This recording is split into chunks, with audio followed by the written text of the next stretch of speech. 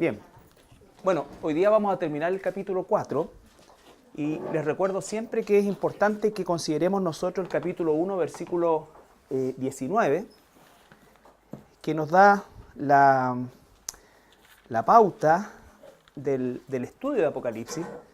Y dice el capítulo 1, versículo 19, escribe las cosas que has visto. Ya nosotros debemos ir memorizando que las cosas que vio el apóstol Juan relacionado directamente con el Apocalipsis corresponde a la visión que tuvo de Jesús glorificado como sumo sacerdote en medio de las iglesias. ¿Ya? Después dice las cosas que son. Recuerden que eso corresponde al mensaje a las iglesias, a estas 7 iglesias del Asia Menor. Tiempo en el cual todavía estamos nosotros, todavía estamos viviendo el periodo de la iglesia. Entonces, a partir del capítulo 4, nosotros comenzamos a vivir lo que será, las cosas que serán después de esta. Es decir, del capítulo 4 en adelante es todo futuro. Todo futuro. La interpretación correcta del libro de Apocalipsis es justamente una profecía de carácter futurista. No podemos nosotros alegorizar o de alguna manera tratar de incorporar los eventos del capítulo 4 en adelante dentro de la historia ya pasada, sino que esto es netamente futuro y por cada una de las cosas que vamos viendo nos damos cuenta que es así. En primer lugar, nosotros tenemos el capítulo 4, versículo 1, que dice, después de esto, y recuerden que es esa expresión griega tan importante, metatauta, que significa que se ha terminado un ciclo completo, ¿ya? Entonces, después que se ha terminado este ciclo completo, nosotros podemos ver que comienza otro ciclo donde cambia abruptamente el escenario donde está el apóstol Juan y él es trasladado, dice, en un abrir y cerrar de ojos, en un instante, a el trono de Dios y él está ahí, ¿no es cierto?, describiendo lo que ve. Recuerden ustedes que nosotros cuando estamos hablando de personas que han ido al cielo, la Biblia registra solamente a estos dos personajes, el apóstol Pablo y el apóstol Juan. ¿Ya? Esto es importante porque hay muchas personas, libros, cantidades importantes de libros, de testimonios, de personas que dicen haber ido al cielo, que dicen haber visto esto, que uno puede darle el beneficio de que realmente vivieron la experiencia. No tiene por qué ser mentira en sí la experiencia. Pero nosotros tenemos que saber que efectivamente esa experiencia puede corresponder a cualquier otra cosa, no a la realidad de lo que es la visión del cielo. Porque nadie sin la autorización de Dios, por así decirlo, o estipulado por Dios, va a entrar al tercer cielo, donde está el Señor. ¿Ya? Eso es bien importante. Entonces, los dos personajes que estuvieron allá y que volvieron, por así decirlo, para contar el apóstol Pablo más bien algo de carácter doctrinal, el apóstol Juan doctrinal también, doctrinal hasta cierto punto, los primeros capítulos básicamente, pero su visión del cielo tiene que ver con la descripción del lugar y la descripción también de los eventos futuros que iban a ocurrir y que van a ocurrir en la tierra. ¿Ya? Por supuesto, vimos el tema de la puerta abierta, lo analizamos a la luz de los pasajes paralelos que tiene que ver con esto, y no es otra cosa que el rapto, o harpazo, que es la palabra que utiliza en el griego. Entonces, el rapto de la iglesia es absolutamente una doctrina bíblica, y nosotros vemos que claramente los eventos que se desarrollan a partir del capítulo 4 hasta el final del libro no considera más a la iglesia como el estado en que nos encontramos ahora nosotros, sino que la iglesia cambia de lugar, ocurre el tribunal de Cristo y después vienen las bodas del Cordero. Eso no ocurre en la tierra, eso ocurre en el cielo. Por lo tanto, la iglesia tiene que estar allá. Entonces, la simultaneidad de lo que está pasando acá, estos 7 años, ¿no es cierto?, con lo que está pasando allá, ocurren en un paralelismo de dos lugares totalmente distintos.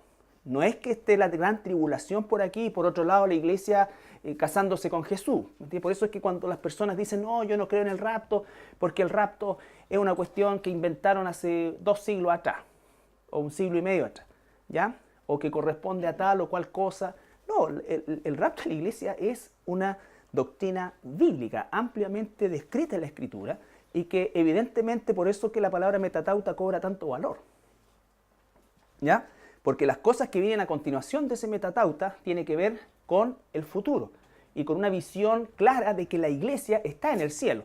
Por supuesto que lo que ve Juan es una representación, o él representa la iglesia porque no ha ocurrido todavía ese evento, pero él, en representación, entre comillas, de la iglesia, ¿no es cierto?, nos muestra los sucesos que van a ocurrir cuando la iglesia no esté acá.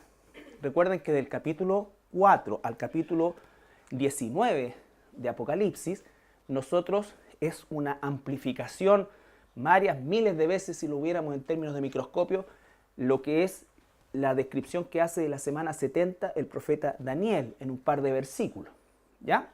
Entonces, eso también es bien importante. Lo que ve, por supuesto, es el trono, más o menos en una distribución que puede ser totalmente distinta, pero para hacernos una idea, él ve tronos, ve ancianos, ancianos con coronas vestidos de blanco, ve el candelero, alguien que estaba ahí sentado en el trono. Juan lo describe semejante a la piedra del jaspe, ¿no es cierto?, y la cornalina. Ve estos 4 seres vivientes, ve este mar de cristal. Entonces lo que él está haciendo es una descripción de lo que ve. No necesariamente está dándole un significado a eso. ¿Estamos? Entonces, si no hay un significado directamente dado por el apóstol Juan, lo que nosotros tenemos que hacer es buscar significado dentro de la misma escritura, sin entrar a la especulación. Juan es como que uno dice, oye, vi un aparato, vi una caja cuadrada de color gris que brillaba y que... ¿me entiendes? O sea, eso es solamente, no dice para qué sirve ni por qué está ahí. ¿Ya? Lo que podemos hacer nosotros, sin salirnos del marco de la escritura, es descifrar lo que ve Juan a la luz de la misma escritura y hacer relaciones al respecto escriturales, ¿no es cierto? Tenemos el pectoral, donde aparece la cornalina, donde aparece el jaspe, donde una representa la primera tribu y la otra la última, o el primer hijo de Jacob, el último hijo de Jacob. Entonces, hacer algunas asociaciones que pueden ser parte de esto, pueden ser otras cosas que no nos han sido reveladas, ¿me entiendes? Pero nosotros no podemos ir más allá, a eso quiero llegar, ¿no es cierto?, más allá de lo que la Escritura nos puede dar información acerca de esto.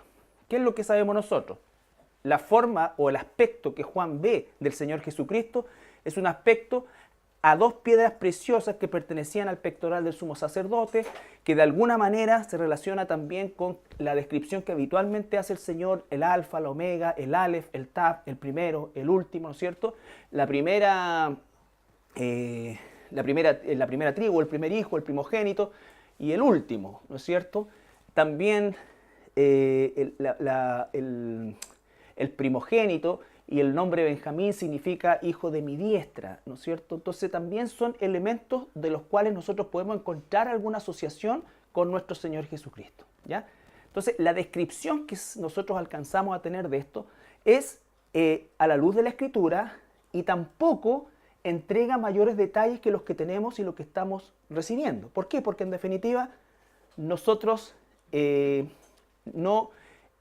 no tenemos todos los elementos para determinar específicamente por qué es semejante al jaspe o a esto, porque la única explicación que tenemos es esta, que es bastante cuerda a la luz de la Escritura. ¿Ya? Juan describe, no explica, él describe. Sin embargo, uno tiene que pensar que todo lo que ve Juan le era familiar, porque él tenía una formación judaica de templo, de estos elementos, ¿no es cierto? Por lo tanto, esa debe haber sido la razón por la cual él no necesita explicarlo. Y sí la entiende. Pero nosotros, que no tenemos esa cultura, tenemos que ir al Antiguo Testamento, al rito judaico, para entender y darle sentido a esto. El arco iris, lo mismo, ¿no es cierto? Hay presente un arco iris. Ahora, ¿qué representa el arco iris dentro de la literatura bíblica? Básicamente los pactos de Dios, ¿ya? Que Dios es un Dios de pacto. Los 24 ancianos, lo mismo. ¿Vimos esto, no es cierto? Sí. Ya, los 24 ancianos, lo mismo, ¿no es cierto? Son 24 tronos que obviamente son menores que el trono central, que es lo primero que impacta la atención de Juan. Sin embargo, estos 24 tronos están ocupados por 24 ancianos y entonces comenzamos nosotros a buscar ancianos, que significa la luz de la Escritura.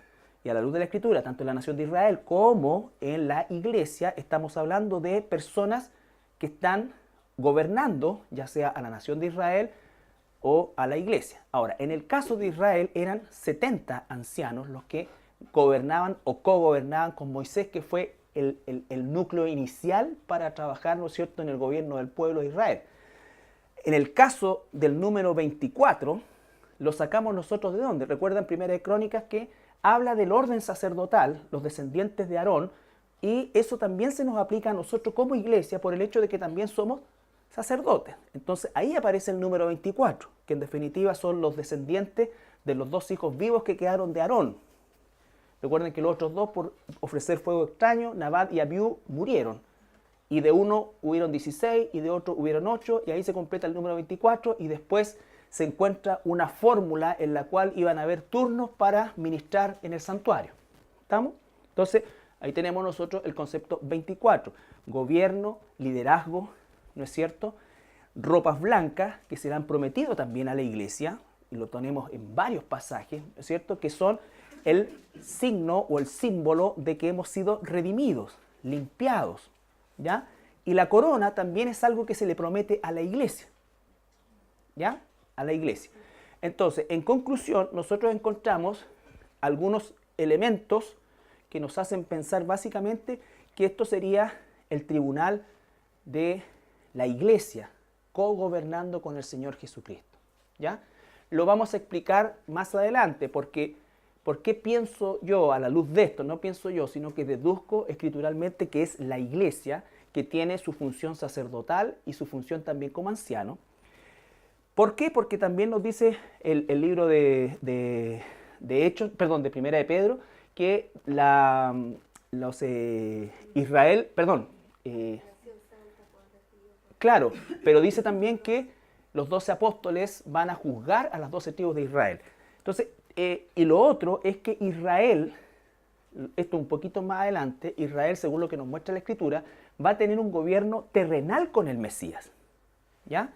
El gobierno celestial lo va a tener en el periodo del milenio la iglesia, pero el gobierno terrenal lo va a tener Israel, ¿ya? Israel. ¿Estamos? Ahora, si alguien dice, oye, pero a lo mejor esos son representantes de Israel también, puede ser también. ¿Pero ese gobierno terrenal es cuándo? Durante el milenio. Después del Armagedón, el juicio de los cabritos y las ovejas, milenio. ¿Ya? Estamos.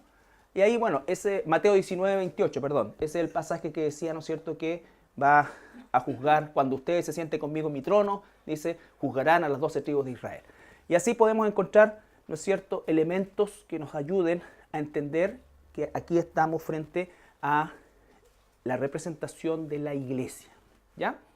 Ahora, lo que no es, definitivamente, es que esto, por ejemplo, como suelen decir algunos autores, de manera, porque cuando tú buscas alguna conexión bíblica no existe. Entonces, algunos autores dicen que esta es una especie de, no sé si lo he escuchado tú, Pablito, pero es como una especie de tribunal celestial que siempre ha estado con Dios ahí. Pero eso no tiene ningún asidero en la Escritura. Nosotros no encontramos nada de eso, ni tampoco no hay ninguna corte angelical que cogobierne con Dios. Eso eso es una especulación, ¿ya? Tú puedes decir, es la iglesia, es Israel, pueden ser ambos, ¿no es cierto? Pero los elementos que encontramos ahí corresponden a ancianos, Israel la iglesia, vestiduras blancas, también los sacerdotes judíos vestían de blanco, el sacerdocio santo que teníamos nosotros, que no es levítico, ¿no es cierto?, es también corresponde a vestiduras blancas, la corona, en fin, todas estas cosas que el cogobierno, que una y otra vez el Señor Jesucristo dijo que estarán conmigo, se sentarán conmigo, cuando dice, al que venciere le daré que se siente conmigo en mi trono, nos va a sentar en la falda de Jesús en uno de estos tronos, ¿ya? Y pasamos a Apocalipsis 4, versículo 5.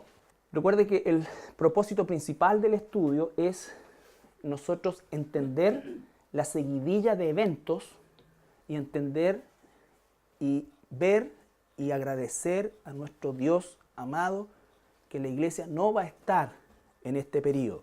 Nada de lo que estamos aquí describiendo a partir del capítulo 6, cuando se empiecen a desatar, a romper los sellos, la iglesia no está presente ahí. ¿Ya? No está presente ahí. por todo lo que hemos dicho anteriormente. Por todo lo que hemos dicho anteriormente. ¿Ya? Realmente la consulta ahí cuando dice se sentará conmigo en uno de estos tronos, ¿se está refiriendo a esos 24? Claro, lo que pasa es que esos 24 obviamente son una imagen de la iglesia, porque nosotros tenemos que pensar que la iglesia ahí estaba comenzando, todavía no ha terminado, por lo tanto, y por otro lado, si hubiesen sido para los 12 apóstoles literalmente, Juan todavía no estaba para sentarse ahí. Entonces es una representación, pero sí, objetivamente es la representación de Cristo gobernando con la iglesia. Con la iglesia. Con la iglesia. Claro, lo que pasa es que la iglesia van a ser más de 24. Ah, claro, pero es una representación, pues que por eso es que acuérdense del concepto de que Juan ve el trono, ¿no es cierto? Y a todos nosotros, por ejemplo, se nos promete un sacerdocio, ¿ya? Ahora la pregunta es ¿dónde se ejerce ese sacerdocio? Y el concepto del gobierno es una cosa que Dios no nos revela la mecánica de cómo va a ser. Es una promesa hecha a la iglesia, por lo tanto estamos hablando, tal como dices tú, de millones de individuos. ¿Cómo se va a implementar eso? No sabemos. Ahora, ¿cómo está representado eso en esos 24, ¿no es cierto? Que corresponde a la orden sacerdotal y a la orden dirigencial, ¿no es cierto?, tanto de la iglesia como de Israel. ¿Ya? Apocalipsis 4:5. Y del trono salían relámpagos y truenos y voces, y delante del trono ardían 7 lámparas de fuego, las cuales son los 7 espíritus de Dios. Ya. Para ver el versículo 5, nosotros, Juan otra vez se sigue describiendo. Ahora, ¿qué significan estas manifestaciones? Encontramos su asociación en muchísimas apariciones de la gloria de Dios en el Antiguo Testamento. Vamos a tomar algunas de ellas, ¿no es cierto? Y entonces cada vez que la gloria de Dios aparecía o la presencia de Dios se hacía efectiva, ocurrían todos estos fenómenos climáticos, ¿no es cierto?, que acompañaban esta aparición. Entonces vamos a ver Éxodo 9:23. Y Moisés extendió su vara hacia el cielo, y Jehová hizo tronar y granizar, y el fuego se descargó sobre la tierra. Y Jehová hizo llover granizo sobre la tierra de Egipto. Ya, fíjense ustedes que hay elementos que parecieran contradictorios. Fuego con granizo. Entonces son cosas que son fenómenos climáticos atípicos, pero que son ocasionados justamente por la presencia de Dios. ¿Ya? El 19:16 del mismo Éxodo. Aconteció que el tercer día, cuando vino la mañana, vinieron truenos y relámpagos y espesa nube sobre el monte, y sonido de bocina muy fuerte, y se estremeció todo el pueblo que estaba en el campamento. Ya, entonces ahí tenemos otra vez bocina, trompeta, en fin, todo este tipo de manifestaciones que indicaban que la presencia de Dios estaba ahí. 1 Samuel 7:10. Y aconteció que mientras Samuel sacrificaba el holocausto, los filisteos llegaron para pelear con los hijos de Israel. Mas Jehová tronó aquel día con gran estruendo sobre los filisteos, y los atemorizó, y fueron vencidos delante de Israel. Ya, entonces, otra vez, ¿no es cierto?, la presencia de Jehová acompañada de truenos y de otros fenómenos climáticos, algunos se agregan, otros se quitan, ¿no es cierto?, pero en términos generales, esta manifestación climática que ve Juan en el trono corresponde a lo que permanentemente nosotros vamos a encontrar cada vez que hay una presencia de Dios, ¿no es cierto?, en el Antiguo Testamento. En el Nuevo Testamento no tenemos eso, ¿ya? No tenemos eso. Pero cuando Jesús muere, Ah, claro. Claro. ¿Estamos? ¿Vamos bien hasta ahí? Después, versículo 6 de Apocalipsis 4. Y delante del trono había como un mar de vidrio semejante al cristal, y junto al trono y alrededor del trono 4 seres vivientes llenos de ojos delante y detrás. Ya. Entonces, vamos a dejar a los seres vivientes y nos vamos al mar de cristal primero. ¿Qué es lo que era el mar de cristal? Entonces dice, él ve algo semejante a un mar de cristal, es decir, ve algo diáfano, algo transparente, algo trasluciente, en fin, tiene una particularidad eso. Ahora, cuando nosotros vemos Éxodo, primero el 24:10. Y vieron al Dios de Israel, y había debajo de sus pies como un embaldosado de zafiro, semejante al cielo cuando está sereno. Ya, entonces ahí tenemos otra descripción del mismo elemento, ¿ya? Como un embaldosado, como algo brillante. O sea, ese mar de cristal ahora lo ven como un embaldosado. En Éxodo 30, 17, 21. Habló más Jehová a Moisés diciendo, Harás también una fuente de bronce con su base de bronce para lavar, y la colocarás entre el tabernáculo de reunión y el altar, y pondrás en ella agua.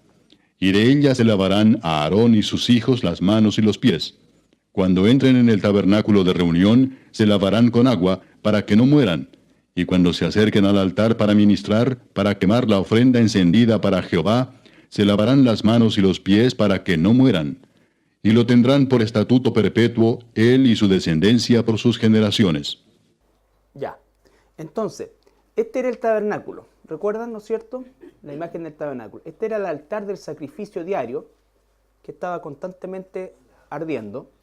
Ahora, cuando se realizaban los sacrificios o las ofrendas más importantes, los sacerdotes, ¿recuerdan esos 24? La orden sacerdotal era grande, pero se elegían 24 que realizaban sacrificios en el lugar santo y uno en el lugar santísimo una vez al año. ¿Ya?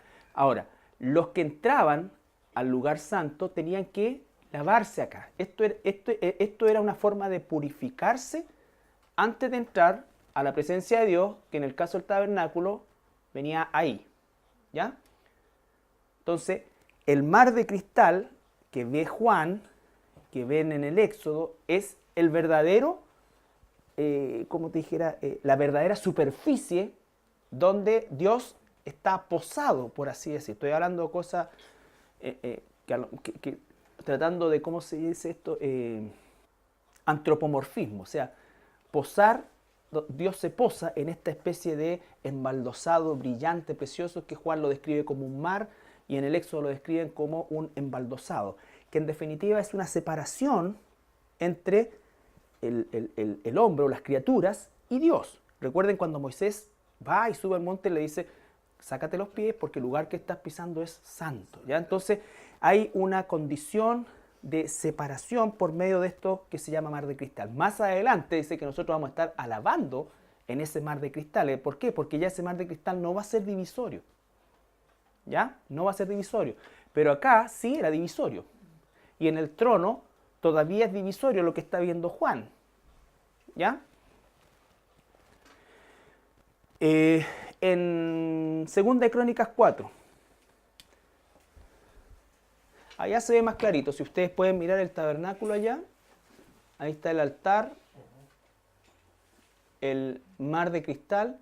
El lugar santo y el lugar santísimo. Sí. ¿Es la fuente de bronce? La fuente de bronce, sí. Era de bronce. ¿Qué es lo que el bronce? ¿Cuál es la aleación que tiene el bronce? No, el bronce. ¿Bronce? Cobre. ¿No es cierto? Algunos autores dicen que la traducción es bronce, pero la verdad es que era de cobre. ¿Ya? Y que tenía un poco de bronce para darle un grado como de consistencia. Pero es importante eso porque los autores hablan de que esta agua estaba estancada, ¿no es cierto? Entonces ya el sacrificio de las 6 de la mañana al sacrificio de las, no sé, de las 6 de la tarde ya estaba llena de suciedad, porque no andaban sobre baldosas, estaban en el desierto, ¿entiendes? Entonces, ¿cómo es que esto tenía que ser de eso? Justamente por el poder antibacteriano que tiene el cobre, ¿ya? Entonces, ¿tiene lógica? Tiene lógica.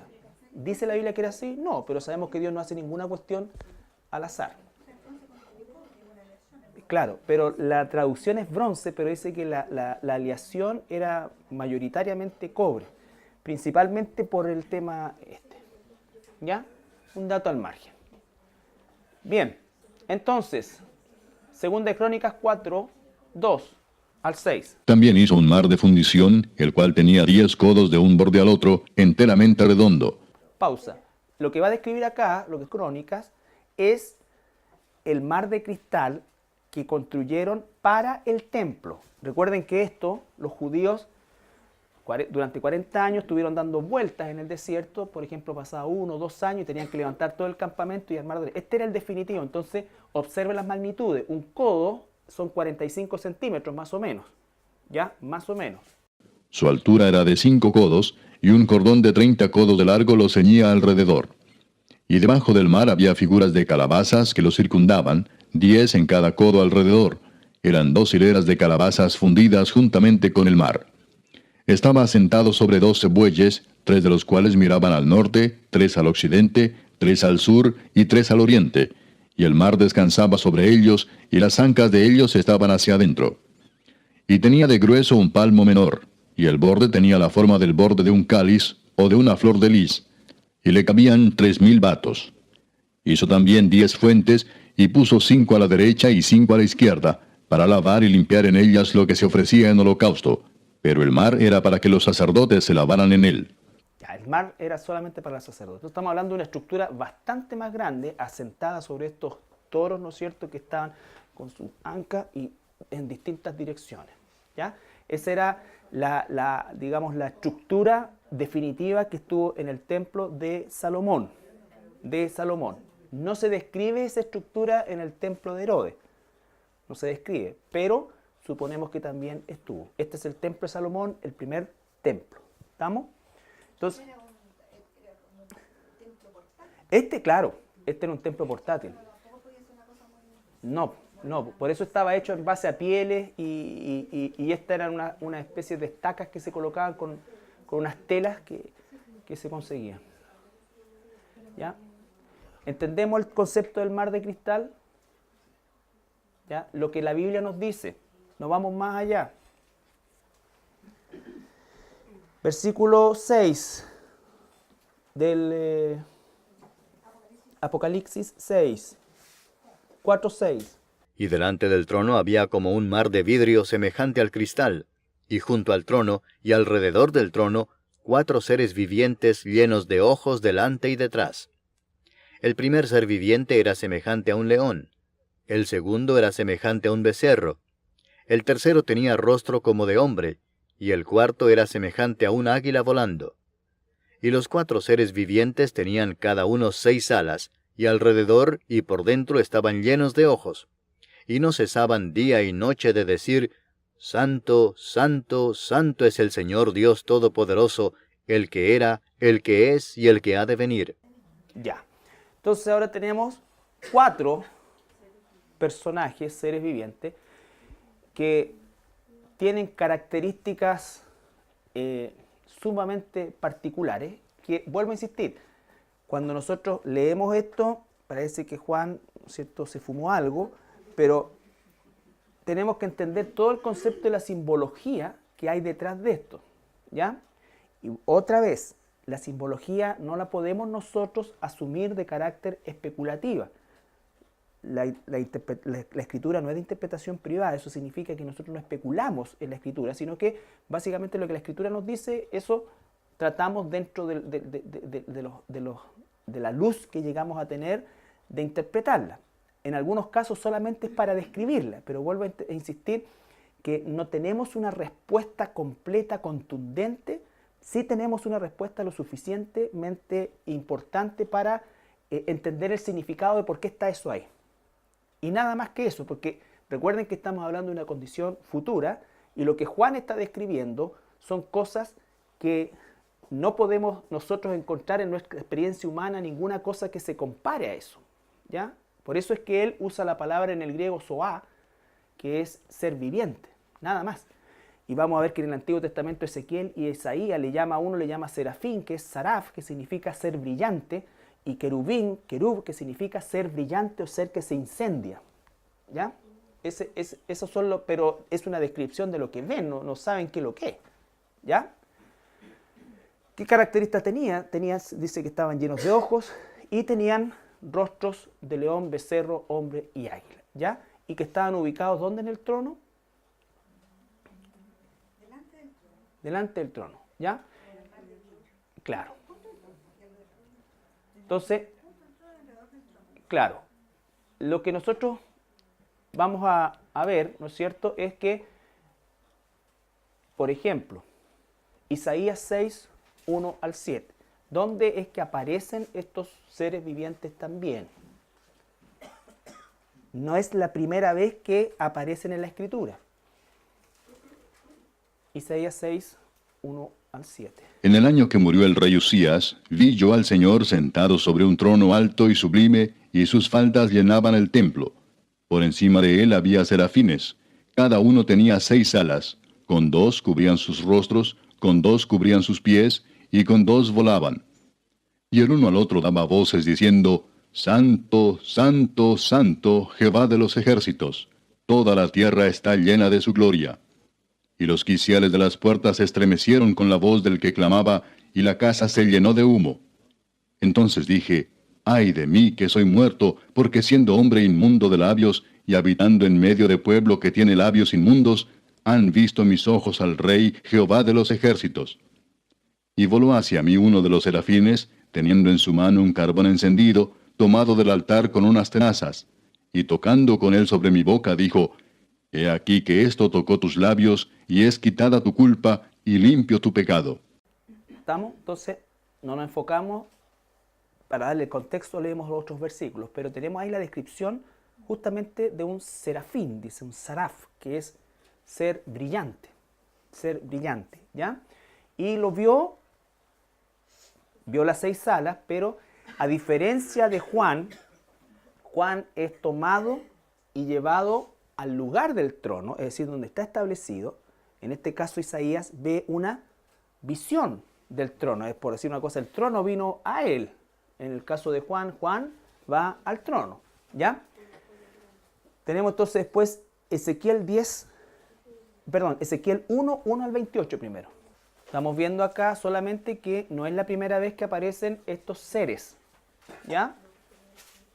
Ya vamos a ver lo que significaba cada una de los elementos que tenían, o con los cuales se describían. Aconteció en el año 30, en el mes cuarto, a los 5 días del mes, que estando yo en medio de los cautivos, junto al río Quebar, los cielos se abrieron y vi visiones de Dios. En el 5º año de la deportación del rey Joaquín, a los 5 días del mes, vino palabra de Jehová al sacerdote Ezequiel, hijo de Buzi, en la tierra de los caldeos, junto al río Quebar. Vino allí sobre él la mano de Jehová. Y miré, y he aquí venía del norte un viento tempestuoso, y una gran nube, con un fuego envolvente, y alrededor de él un resplandor, y en medio del fuego algo que parecía como bronce refulgente, y en medio de ella la figura de 4 seres vivientes. Y esta era su apariencia. Había en ellos semejanza de hombre. Cada uno tenía 4 caras y 4 alas. Y los pies de ellos eran derechos, y la planta de sus pies como planta de pie de becerro, y centelleaban a manera de bronce muy bruñido. Debajo de sus alas, a sus 4 lados, tenían manos de hombre, y sus caras y sus alas por los 4 lados. Con las alas se juntaban el uno al otro. No se volvían cuando andaban, sino que cada uno caminaba derecho hacia adelante. Y el aspecto de sus caras era cara de hombre, y cara de león al lado derecho de los 4, y cara de buey a la izquierda en los 4. Asimismo había en los 4 cara de águila.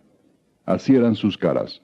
Y tenían sus alas extendidas por encima, cada uno 2, las cuales se juntaban, y las otras 2 cubrían sus cuerpos. Y cada uno caminaba derecho hacia adelante, hacia donde el Espíritu les movía que anduviesen, andaban, y cuando andaban, no se volvían. Cuanto a la semejanza de los seres vivientes, su aspecto era como de carbones de fuego encendidos, como visión de hachones encendidos que andaba entre los seres vivientes, y el fuego resplandecía, y del fuego salían relámpagos. Y los seres vivientes corrían y volvían a semejanza de relámpagos. Mientras yo miraba a los seres vivientes, he aquí una rueda sobre la tierra junto a los seres vivientes a los 4 lados.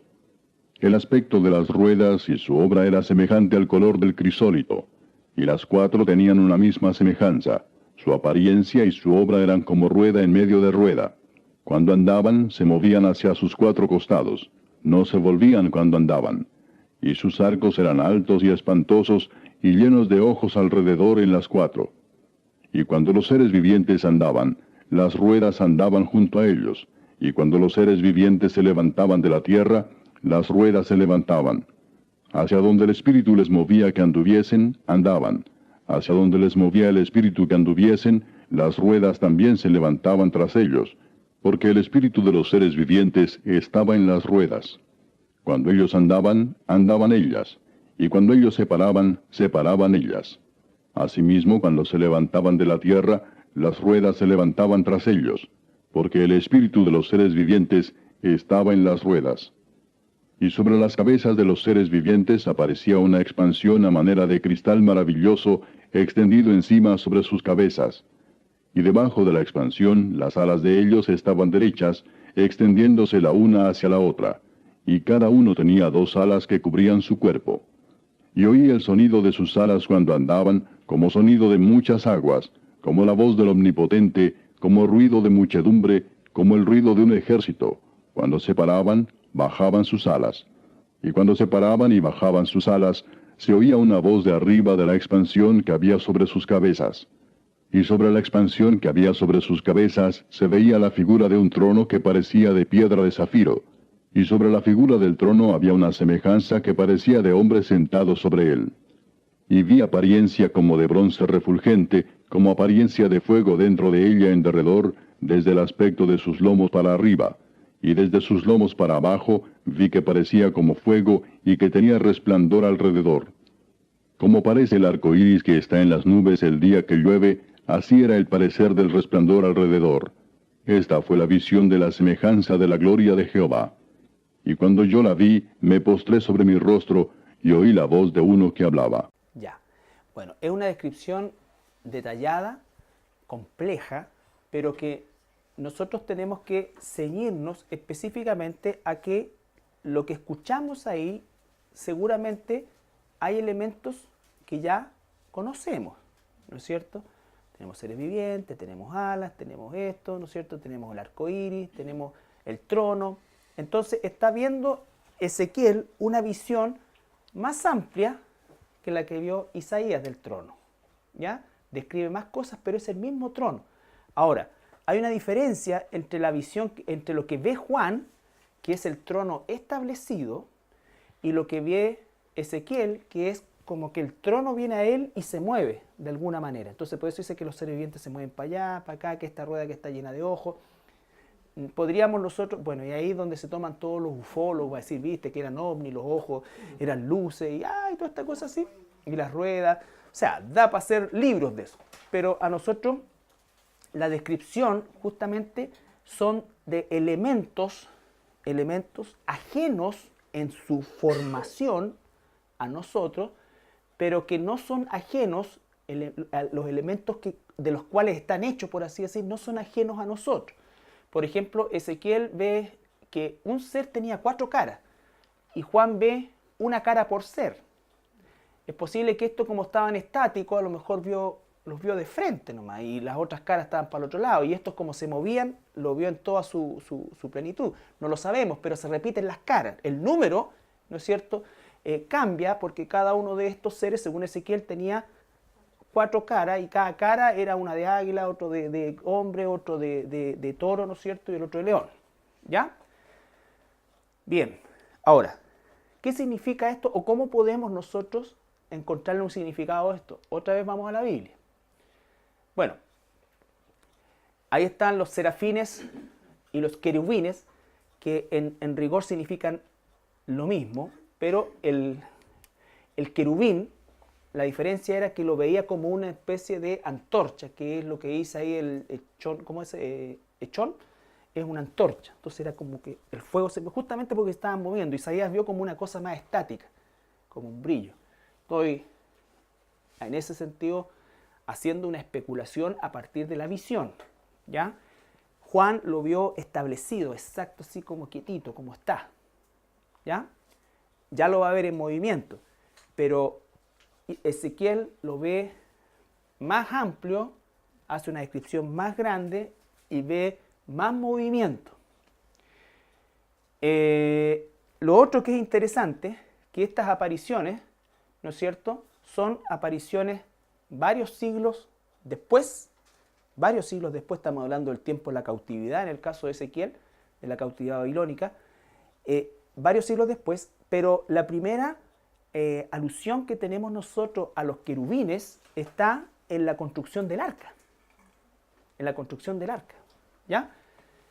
Entonces, la construcción del arca, que era la representación del trono de Dios, ¿no es cierto?, se encontraba esta arca de oro, ¿cierto?, estos dos querubines que la cubrían. Ahora, nadie sabe exactamente cómo era la figura que tallaron en oro de estos querubines, solamente los nombra el Éxodo 25:18, ¿ya? Y que tenían las alas hacia adelante y esto acá. Entonces, la primera alusión es muy temprana en el libro del Éxodo. Ahora, estas visiones obviamente son las de los seres verdaderos, pero para el judío no era ajeno el concepto de querubín, de serafín o de ser viviente en el caso del Nuevo Testamento. Hay algunos que piensan que son órdenes distintas, los serafines y los querubines, pero la verdad que eso no es así específicamente, porque la única diferencia es que uno le ven con 4 alas y el otro ven con 6. Puede ser un efecto óptico, no sé, pero en términos generales son y cumplen la misma función. Y esa función es glorificar a Dios. Ya vamos a ver estos pasajes. Entonces, ahora vamos a las interpretaciones. Algunos asocian estas interpretaciones o estas caras con los evangelios. Entonces, de alguna manera, estos seres vivientes estarían representando, dentro de las muchas cosas que representan, sus rostros estarían representando a los evangelios. Ahora, la cantidad de ojos siempre en la Biblia habla de la omnisciencia de Dios, que lo ve todo, lo sabe todo. Bueno, el león lo asocian con Mateo por el concepto del león de la tribu de Judá y porque Jesús es mostrado como rey. Marcos lo asocian con el becerro, o con el becerro es como el cachorro de toro o de buey, ¿ya? Y habla de Jesús como el hacedor, porque Marcos básicamente es un libro que habla de lo que Jesús hizo, más que lo que Jesús dijo. Lucas lo llama el Hijo del Hombre y Juan, ¿no es cierto?, lo comparan con el águila. ¿Ya? Ahí no hay como muchos argumentos en relación a eso. El que había no lo asumí. ¿Ya? Entonces podría ser una interpretación. Podría. Ahora, según el Talmud atribuye a estos 4. Recuerden que el Talmud no se basa en el Nuevo Testamento. El Talmud se está basando en el Antiguo Testamento. Por lo tanto, ellos toman la figura de Isaías y de Ezequiel. Ellos dicen que el león representa la fuerza, el becerro el servicio, el hombre la razón y el águila la velocidad. Ahora, lo que más sustento bíblico tiene es definitivamente lo que nos dice en Números 2, 1 al 34. No lo lean completo, voy a explicarlo primero, ¿ya? Que hablaba de la distribución del campamento, ese campamento que ven allá ustedes, ese campamento que se ve allá tiene una distribución bien específica, ¿ya?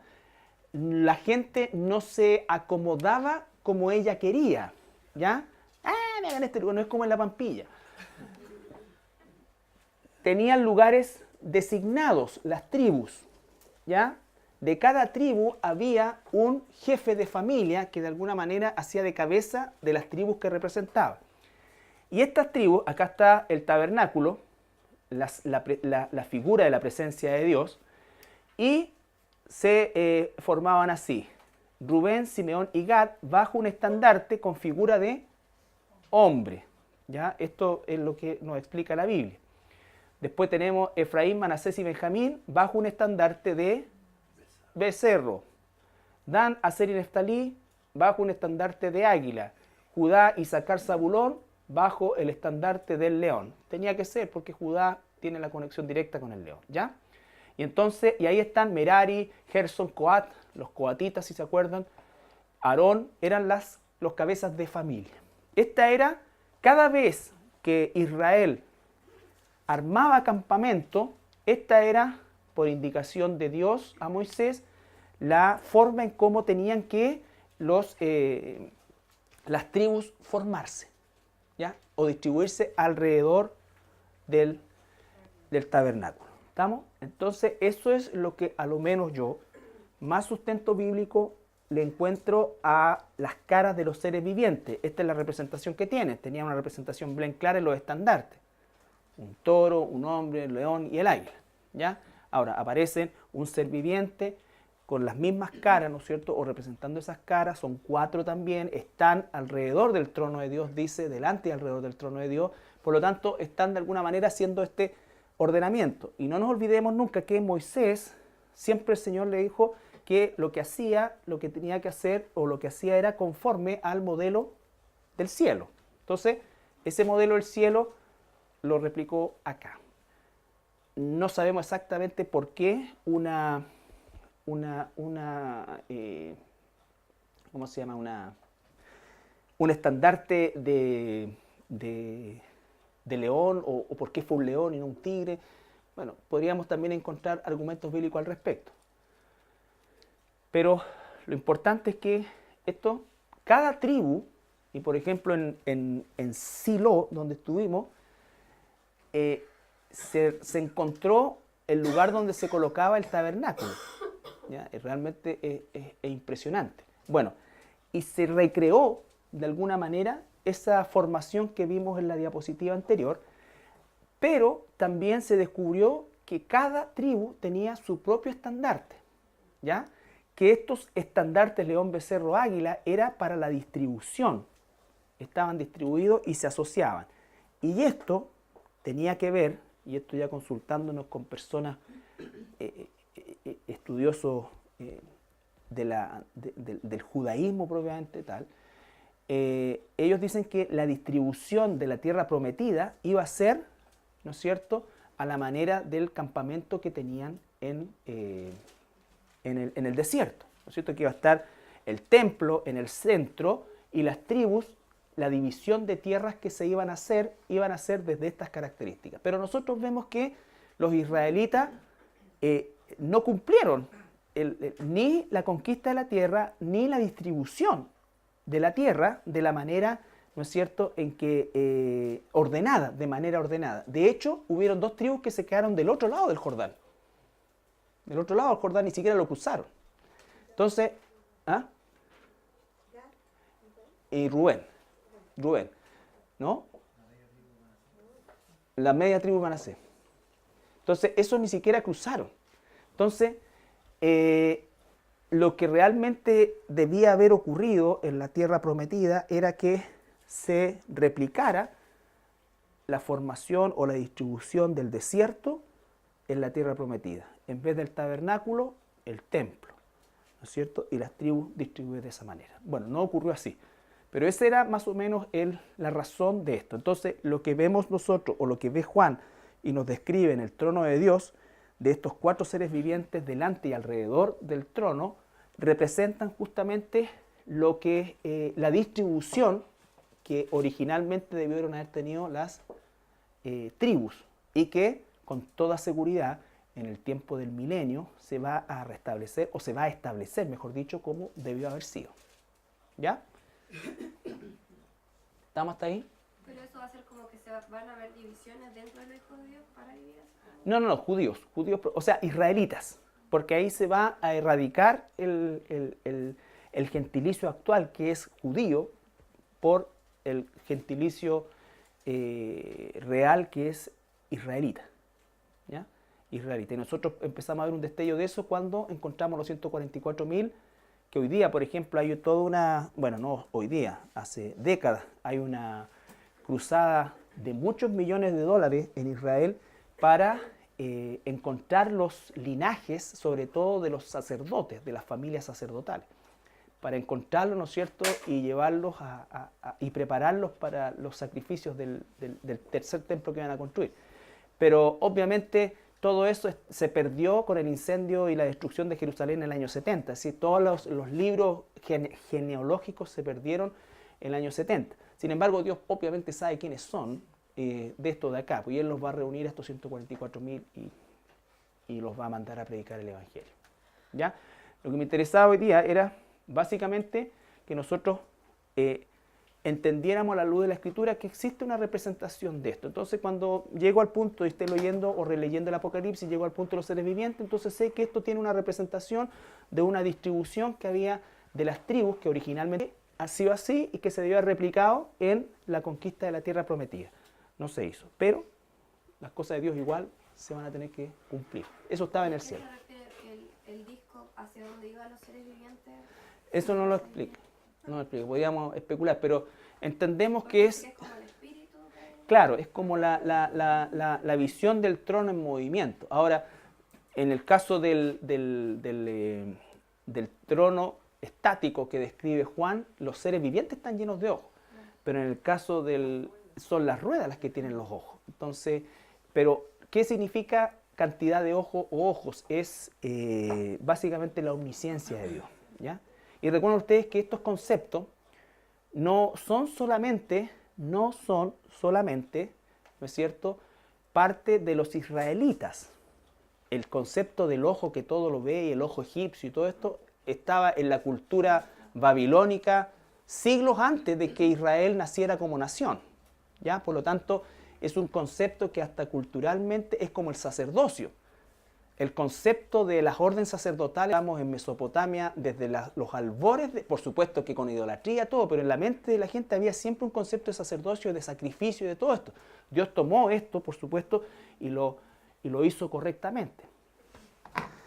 De Apocalipsis 4, que dice, y siempre que aquellos seres vivientes dan gloria y honra y acción de gracias al que está sentado en el trono, al que vive por los siglos de los siglos, los 24 ancianos se postran delante del que está sentado en el trono y adoran al que vive por los siglos de los siglos y echan sus coronas delante del trono diciendo, Señor, digno eres de recibir la gloria y la honra y el poder, porque tú creaste todas las cosas y por tu voluntad existen y fueron creadas. Entonces, la adoración, ¿ya? La adoración en el cielo. Ahí, aunque la iglesia recibió la corona prometida, la iglesia como ahora es perfecta en el sentido de que está glorificada, lo que va a hacer devolver la corona y reconocer que Él lo merece todo, ¿no es cierto? Porque si nos entregaran la corona hoy día, gran parte la retendría. Es una realidad, ¿ya? Entendiendo ese concepto, que somos seres caídos, tenemos que llegar a la presencia del Dios, estar perfeccionados, ¿no es cierto?, por Dios en todo orden de cosas, y entonces genuinamente vamos a entregar la corona en un genuino reconocimiento y alabanza a nuestro Dios. ¿Ya? Bien. Está representado por los 24 ancianos. Claro. Información acerca de esto. ¿Qué es lo que sabemos nosotros? La forma o el aspecto que Juan ve del Señor Jesucristo es un aspecto a dos piedras preciosas que pertenecían al pectoral del sumo sacerdote, que de alguna manera se relaciona también con la descripción que habitualmente hace el Señor, el alfa, la omega, el alef, el taf, el primero, el último, ¿no es cierto? La primera tribu, el primer hijo, el primogénito y el último, ¿no es cierto? También el primogénito y el nombre Benjamín significa hijo de mi diestra, ¿no es cierto? Entonces también son elementos de los cuales nosotros podemos encontrar alguna asociación con nuestro Señor Jesucristo, ¿ya? Entonces la descripción que nosotros alcanzamos a tener de esto es a la luz de la Escritura y tampoco entrega mayores detalles que los que tenemos y los que estamos recibiendo. ¿Por qué? Porque en definitiva nosotros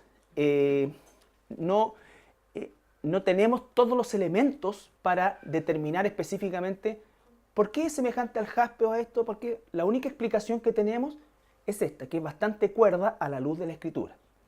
¿Ya? Juan describe, no explica, él describe. Sin embargo, uno tiene que pensar que todo lo que ve Juan le era familiar, porque él tenía una formación judaica de templo, de estos elementos, ¿no es cierto? Por lo tanto, esa debe haber sido la razón por la cual él no necesita explicarlo. Y sí la entiende. Pero nosotros, que no tenemos esa cultura, tenemos que ir al Antiguo Testamento, al rito judaico, para entender y darle sentido a esto. El arco iris, lo mismo, ¿no es cierto? Hay presente un arco iris. Ahora, ¿qué representa el arco iris dentro de la literatura bíblica? Básicamente los pactos de Dios, ¿ya? Que Dios es un Dios de paz. La iglesia no esté acá. Recuerden que del capítulo 4 al capítulo 19 de Apocalipsis, nosotros es una amplificación varias miles de veces, si lo hubiéramos en términos de microscopio, lo que es la descripción que hace de la semana 70 el profeta Daniel en un par de versículos, ¿ya? Entonces, eso también es bien importante. Lo que ve, por supuesto, es el trono, más o menos en una distribución que puede ser totalmente distinta, pero para hacernos una idea, él ve tronos, ve ancianos, ancianos con coronas vestidos de blanco, ve el candelero, alguien que estaba ahí sentado en el trono. Juan lo describe semejante a la piedra del jaspe, ¿no es cierto?, y la cornalina. Ve estos 4 seres vivientes, ve este mar de cristal. Entonces lo que él está haciendo es una descripción de lo que ve. No necesariamente está dándole un significado a eso. ¿Estamos? Entonces, si no hay un significado directamente dado por el apóstol Juan, lo que nosotros tenemos que hacer es buscar significado dentro de la misma escritura, sin entrar a la especulación. Juan es como que uno dice, oye, vi un aparato, vi una caja cuadrada de color gris que brillaba y que...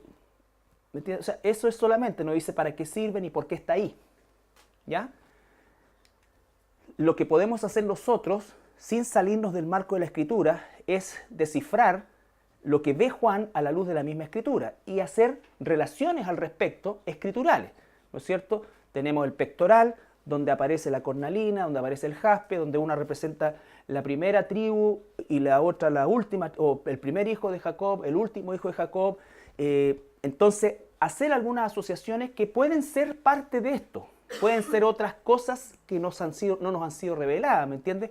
Pero nosotros no podemos ir más allá, a eso quiero llegar, ¿no es cierto?, más allá de lo que la Escritura nos puede dar, los primeros capítulos básicamente, pero su visión del cielo tiene que ver con la descripción del lugar y la descripción también de los eventos futuros que iban a ocurrir y que van a ocurrir en la tierra. ¿Ya? Por supuesto, vimos el tema de la puerta abierta, lo analizamos a la luz de los pasajes paralelos que tiene que ver con esto, y no es otra cosa que el rapto, o harpazo, que es la palabra que utiliza en el griego.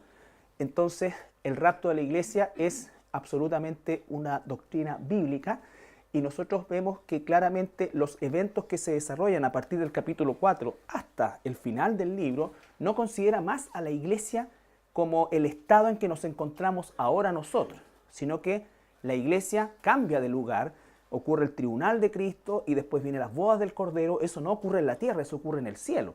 Por lo tanto, la iglesia tiene que estar allá. Entonces, la simultaneidad de lo que está pasando acá, estos 7 años, ¿no es cierto?, con lo que está pasando allá, ocurren en un paralelismo de 2 lugares totalmente distintos. No es que esté la gran tribulación por aquí y por otro lado la iglesia casándose con Jesús.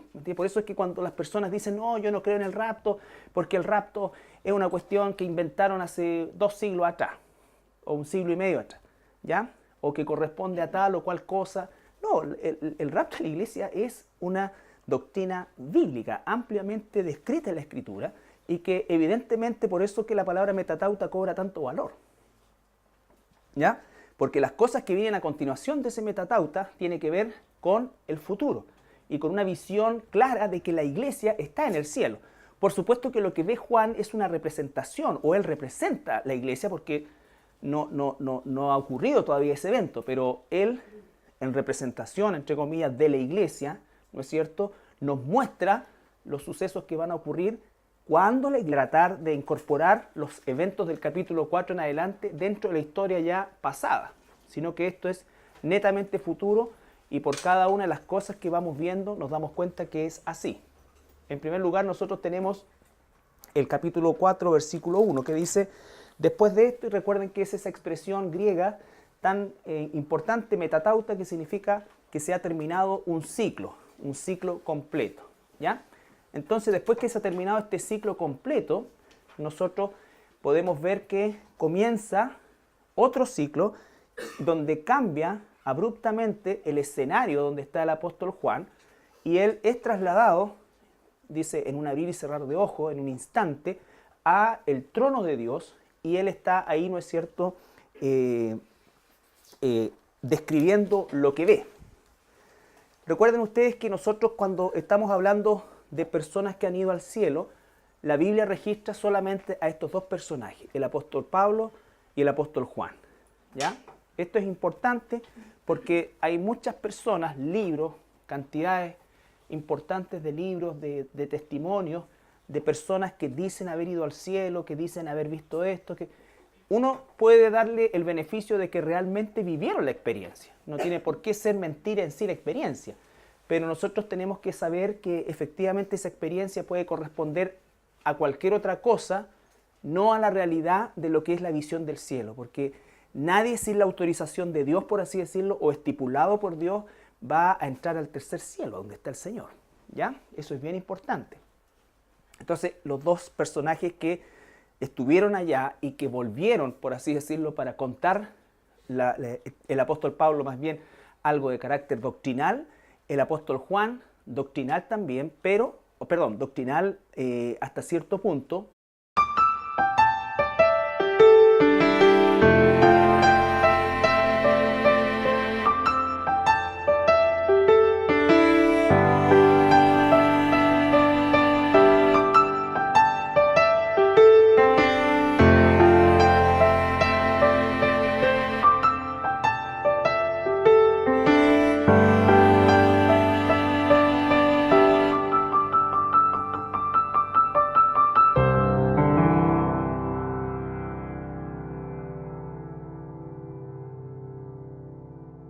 Bien, bueno, hoy día vamos a terminar el capítulo 4 y les recuerdo siempre que es importante que consideremos nosotros el capítulo 1, versículo 19, que nos da la pauta del estudio de Apocalipsis, y dice el capítulo 1, versículo 19, escribe las cosas que has visto.